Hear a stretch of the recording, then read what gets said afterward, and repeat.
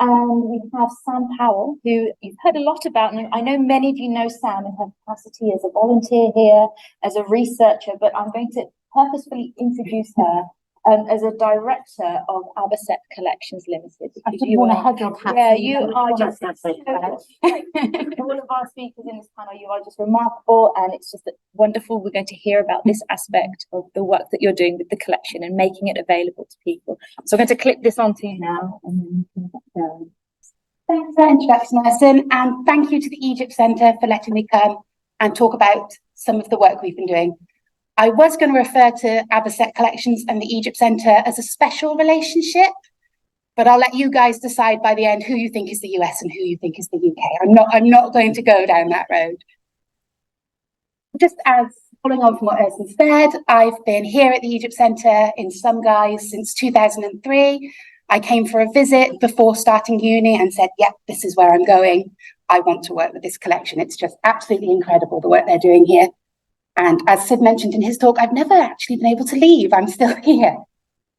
I found it really interesting working with the online collection and trying to put together this online collection for the museum, because I am the end user of these kind of catalogues. I've been a volunteer at the museum, so I need to know about the objects to talk to visitors. I've been a researcher trying to research objects for my own studies. I've also come in with my own children who want to know about objects, and I've needed to look things up for them. So I have attacked this from every angle, as it were, and I know the frustrations that we all feel dealing with these online catalogues. They can be quite challenging, shall we say. The story goes back to 2019. Sorry, you're getting lots of stories today. I started discussions during my MA with Carolyn, Wendy, and Ken. As Carolyn mentioned in her talk, they had their lovely floppy disks, they had modes, and they did have an online way of accessing the collection. One of the first museums, I believe, to have their entire collection available online, which is just absolutely wonderful. But she was showing her age. She was not quite keeping up with the times. It wasn't quite as flexible and dynamic as it could be. So we started discussions, and all through this entire process, it's been a real collaborative effort with the Egypt Centre. The catalogue would not be the way it was without the involvement of the Egypt Centre, and I'm so, so grateful for that. Our original plan was to launch in 2021 with the online catalogue. As you all know, March 2020 happened. Unfortunately, the museum was temporarily closed to the public. People weren't able to come and see these fantastic collections. And as Carolyn mentioned earlier, you do have that issue of, do we launch it now? The information's not completely right. We haven't tidied up all 6,000 objects yet. Do you know what? It's better people can see something. If there's a choice between no collection or a not quite completed collection, let's go for it. Let's get people collaborating with us. In 2021, we launched another collaboration looking at the Hilton Price collection. This is a virtual reuniting of all the objects that were originally part of Hilton Price's Egyptological collection, and we're able to find which museums they're in. We're slowly working on that over time. Every couple of weeks, I'll get an email from Ken saying, I found another one, let's put it in, which is absolutely fab. Something you're going to hear about this afternoon. Last year, as part of my PhD, as many of you have heard me talking before, wooden funerary figures are my thing. I absolutely love them. And I've been traveling around the country trying to catalogue all of them. One of my visits, it was just, they've only got one figure. It's going to be a really quick visit. Just pop in for an hour. I'll be able to get that done while I'm up north. That'll be no problem. And that was Harrogate.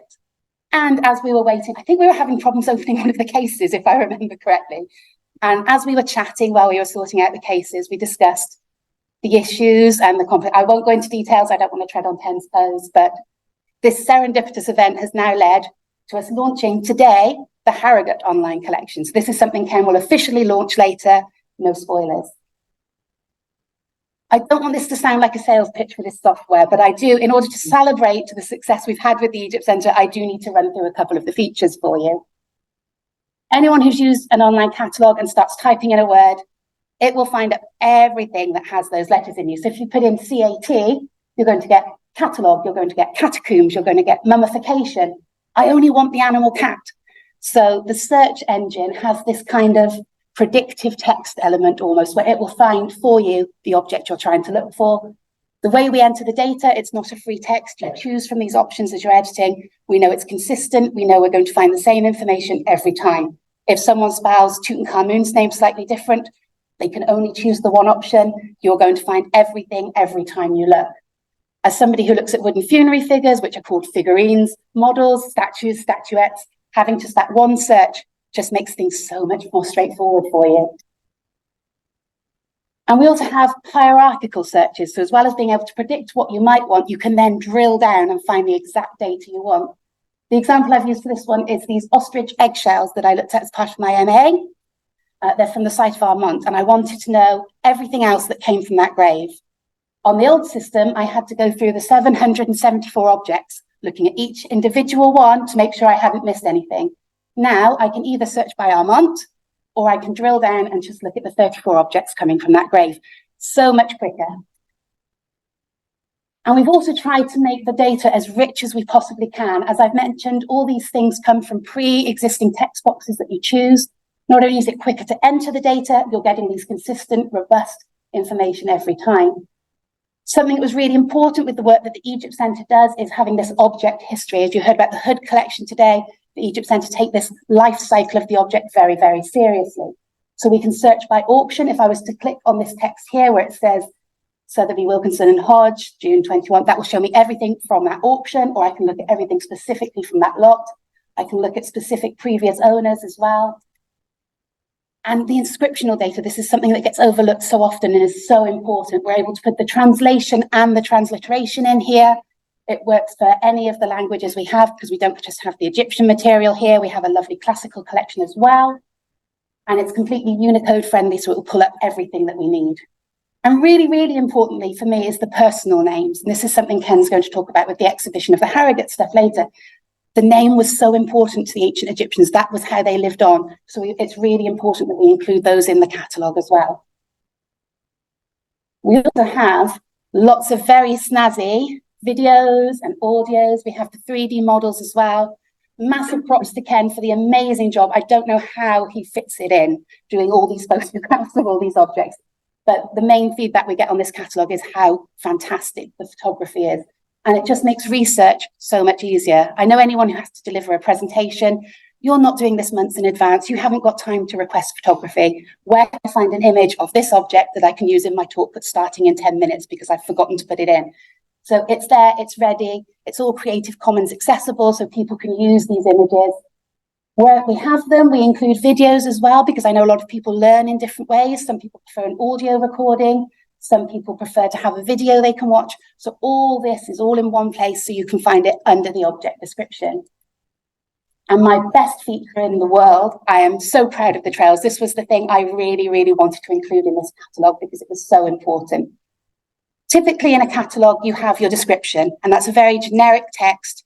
You're just looking at basic information for a basic audience. And it's really hard to write them. I don't know if anyone's ever written them before. It's really hard to try and gauge what level we should be writing these texts at. These trails kind of work a little bit like an audio tour, but with a little bit more flexibility in them. So you can group together a group of objects and you write a new description. It doesn't take away the old one, but your new description sticks just with these objects, which is absolutely fab. You can tailor it to whichever audience you want to work with. So we've got here some highlight trails. We've got the objects researched by students, so you can see it from their perspective, some of the work they've been doing.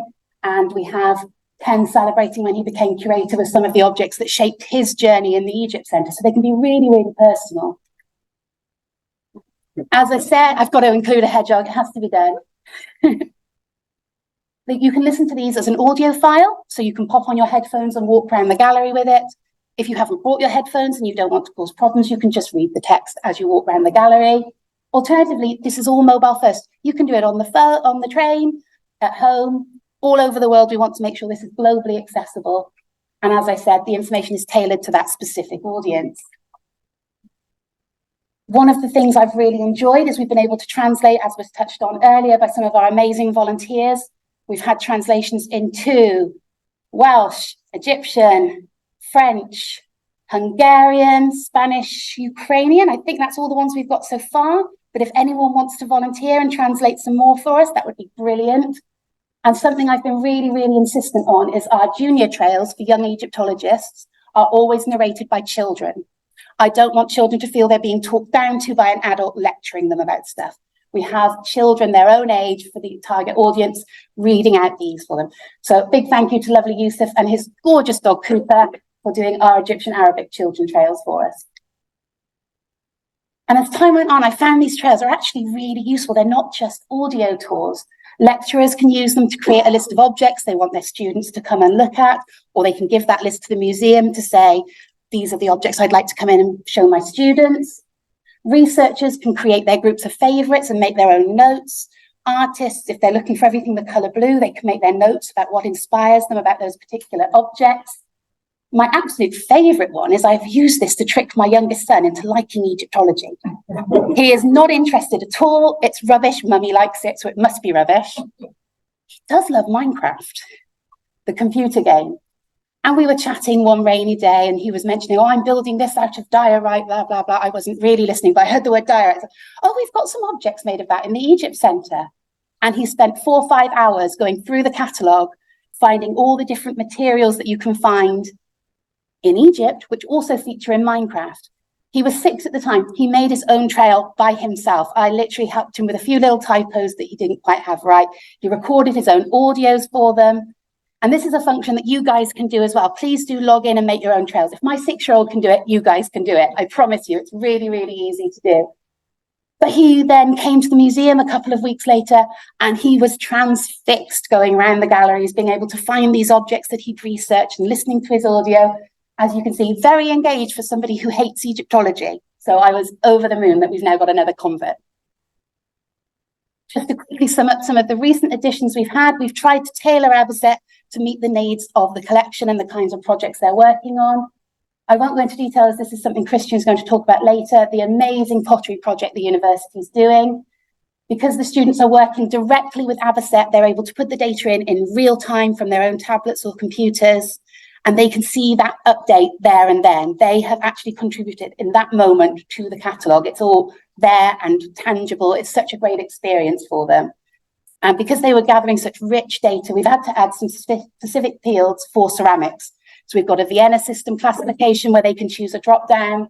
And we also have a Munsell chart reading for the colour as well. So all this data is going straight into our catalogue. Also in 2021, Dr. George Watson joined the classics department. This was at a time when we were still not quite out of lockdown. And so a lot of this work George was able to do remotely because of the great quality photographs we had.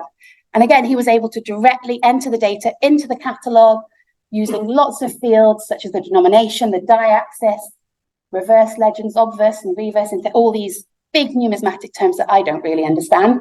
But he was able to enter the data. And because the data was so robust and consistent, we were then able to export this data to be included in the online coins of the Roman Empire database. So these are now accessible to researchers who wouldn't necessarily think of the Egypt Centre automatically when thinking of classical coins. So it opens up that other audience for us. We've also made sure this software is mobile first. You can use it on any device. And we've made really easy share buttons so you can share on all different social medias and share links. It brings up a lovely preview image. So it's really, really easy to get this engagement online with people. One example I really like on the left was when we were still closed due to the pandemic. We had a virtual open day here at Swansea. We were able to share the trail of students talking about their experiences with the collection and the kind of objects they'd researched. And sometimes people independently will pull up an object and start a discussion. Museum staff and other people are able to collaborate and discuss these objects in real time, which is absolutely fantastic. This one always sticks with me. We're also able to let global researchers know we're here. I mean, a lot of people outside of the UK don't know what Wales is, let alone that it has an Egyptology collection. So being able to reach these global researchers by posting broadly on social media and other platforms, we're able to get these people aware the stuff is here and they can easily access it online. This story is always one of my favourite ones. Within 24 hours of our launch, which will be 3 years ago tomorrow, we've got another anniversary in the house. Robert Morales, who is the expert on this red lustrous spindle-made pottery, got in touch with Ken because he'd seen it in the catalogue. He lives in Australia. He's not been to Wales, would not have been able to access this. And he's even already published. That's how big an impact we're making. We're able to get this information out into the public sphere. Things coming up in the future, we've added in an Egypt Centre online documentation piece of software as well. So this will sit underneath the Egypt Centre catalogue. Certain information, obviously some has to be kept private, so we've got different privacy settings on things, but any archival images, correspondence, old photographs, anything relating to the object that students might find useful when they're dealing with these objects, it'll be available. And I'd be remiss if I didn't mention the Harrogate launch. This is going to be this afternoon, so watch this space. We'll be sharing a link so you guys can get stuck in. The Harrogate collection is going to have all the same features that the Egypt Centre collection has, so you'll be able to make trails on there. You'll also be able to access the objects through the Egypt Centre catalogue. So if you want to make a trail that includes objects from both collections, you'll be able to do that as well. So please do get stuck in. We'd love to hear your feedback, good, the bad and the ugly. We're very, very responsive, and we take these things into account and make changes as quickly as we can. Christian pointed out to me one of the trails, the back button didn't quite go where he thought it should. We've been able to fix that for him straight away. So it's really, really nice to be able to have this really good relationship with the collections we're working with. For me to say happy birthday to the Egypt Centre. I cannot put into words how important this collection is to me. I've been here since 2003. They have helped me with my research. They've helped me with my presentation skills. They've let me have a rant when I've had a bad day. This place is a family, it's a community, and it's so amazing now that my kids are getting involved and coming in and interacting with the collection as well. You're not getting rid of me, I'm afraid. You're stuck with me. So happy birthday to the Egypt Centre, and thank you so much, everyone.